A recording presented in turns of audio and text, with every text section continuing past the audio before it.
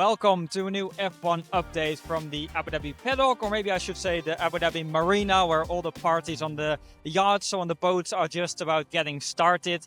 F1 update after free practice today. The first two sessions with Lando Norris topping the timesheets. It looked like a comfortable day for the championship leader.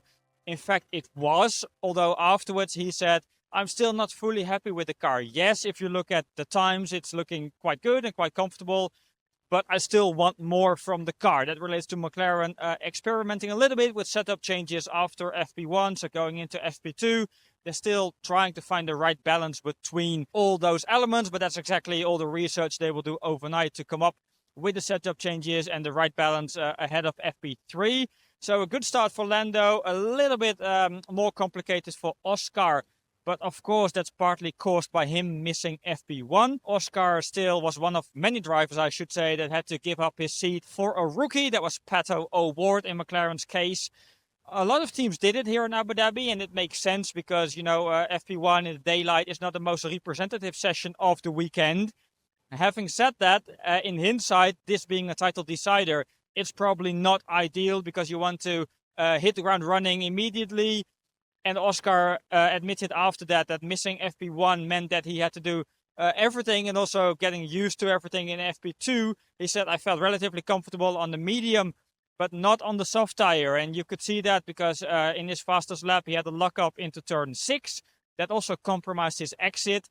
And that cost him a lot of time, meaning he was way down in the overall classification. So maybe missing FP1 was not completely ideal for Oscar, but overall, McLaren see today as a confirmation that yes, the car should be quick here. And that's no surprise because this track has a little bit of everything. McLaren has been by far the most all-round team, or let's say the most all-round car. So that makes sense. A good start for Lando at least. Max Verstappen P2 in the classification, but a significant gap, more than 3/10. And that's why Max afterwards in the paddock said, yeah, the overall balance is not even too bad. Usually Red Bull is finding it quite difficult to get the RB21 in the good operating window. He said this time it's not even the issue. The balance is okay, but we're just not quick enough. Not quick enough yet, not quick enough over one lap, not quick enough in the long run. So Red Bull really needs to find pure pace. If you go a bit deeper into the data, you can see that Red Bull was quicker on the straights. Of course, always engine modes are a big question mark on a Friday. But it looks like Red Bull is running a little bit less downforce than McLaren. That can make them more racy on Sunday, so giving them a bit more top speed might help in terms of overtaking or even defending if that's needed. For now, I talked to Helmut Marko in the paddock after FP2, and he said, well, we're losing basically everything, or at least most of it, in Sector 3, which is also the most punishing one in terms of tires and tires overheating. And he said in Sector 3 we had a lot of understeer, and then he smiled. He said understeer is something that Max Verstappen hates. We know that with his driving style. He wants a really sharp front end, and he can deal with like a loose rear. But he said a lot of understeer so far. That was exactly what Max reported back to the team immediately, already in FP1. Made some changes in FP2, but they did not have the desired effect. So Red Bull still trying to get rid of the understeer and to get the car to work in the twisty hotel section a bit better than what it does now. Then I asked Helmut, okay, more than 3/10, is that alarming in any way? He said, well, it's not alarming yet, but it's also not the most comfortable position to be in. So Red Bull not feeling completely comfortable. And that also has a second reason, because they need help from other teams. Okay, the first and the main thing is that Max wins if he wants to have a shot at his 5th consecutive world title. But that might still not be enough, especially if you see how quick Lando is. So they need Mercedes to be in the mix. Then maybe even how unlikely it might be. They need Ferrari to be in the mix. And that's why I asked Helmut, okay, maybe for the first time in your entire life, are you a Mercedes and a Ferrari fan this weekend?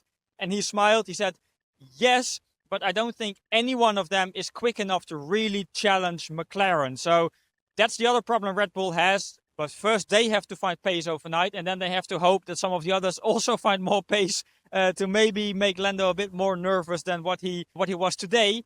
Having said that, Marko said the positive thing is we've had worse Fridays. And of course that's true because Red Bull had Fridays. Think back to Brazil. Having said that, with Red Bull, George Russell said, well, this is probably a weekend of surprises. And he admitted McLaren is quick, but he thinks it will be closer in qualifying. It might bunch up a little bit. And yeah, I have to say that's what usually happens when the engine modes get more equal, when the fuel loads get more equal. So that's something that Red Bull might hope for.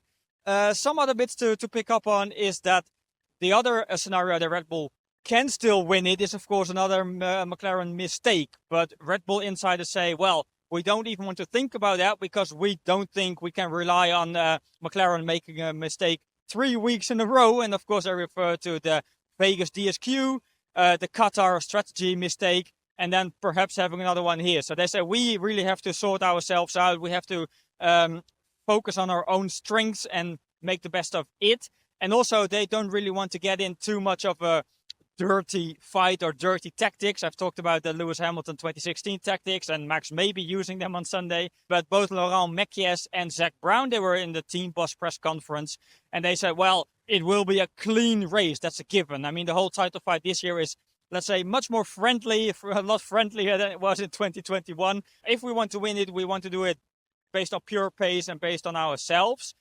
And also in that press conference, and that was the most interesting bit, Zak Brown confirmed on the record that after all, McLaren might go for team orders on Sunday night, not going into the weekend, not going into the race, because they keep giving both drivers equal opportunities. And that was that, okay, if a scenario comes up that we need a team order, that we need Oscar to move over, then we will definitely ask him to do so. The next question, of course, was, how confident are you that Oscar will indeed do it? And Zak said, I'm very, very confident in that because we have always respected the wishes of the drivers and they have always respected our wishes. Also, some driver chat in that press conference with Laurent Mekies, of course, about the Red Bull driver choices for next year. I also talked about that with Helmut Marko. First of all, how difficult it was to tell Yuki Tsunoda that he's officially out, well, still part of the family, Red Bull family, as they call it, next year, but not in one of the regular race seats. And Helmut said, yeah, it was difficult. Yuki was really, really annoyed and really disappointed, and understandably so. We also talked about Isack Hadjar and him getting that seat, and the question whether he is fully ready or not, because Isack told us a couple of months ago that the technical understanding of F1 is still the bit that he's lacking. He said, yeah, pure speed is there for his feeling. He said, I can adapt to different cars. But the technical understanding of F1 is at a completely different level compared to what he was used to at F2. And actually telling the team what he needs to go quicker, that's still an area he wants to work on. But Marko said, we think he is at least ready enough to make the move to a top team. And he looks at Andrea Kimi Antonelli. He said Kimi Antonelli also didn't have the background and still found his feet at Mercedes without even having a year at a junior team. Marko said the only thing that Isack has to work on is another aspect, and that's getting his emotions under control and maybe being a bit less emotional on the radio. Then I joked, I said, well, you will have experience with that with Yuki Tsunoda because it was basically the same thing. And he said, yes, but Isack has to learn that the steering wheel is not at fault. So if anything is not going his way, he should no longer hit the steering wheel, according to Helmut Marko.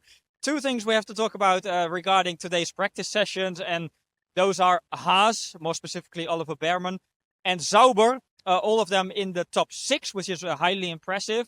And Haas and Oliver Bearman doing it relates perfectly to a media session we had at the beginning of the day with Haas team boss Ayo Komatsu, who, quite impressive, he flew to Japan, of course, also with Toyota coming in as a title partner, so we're basically extending the current role. But he flew to Japan after Qatar, came back today, so he was a bit late for that reason for his session. But then we got a really long media session with him, and one of the topics was Oliver Bearman and his impressive rookie season so far.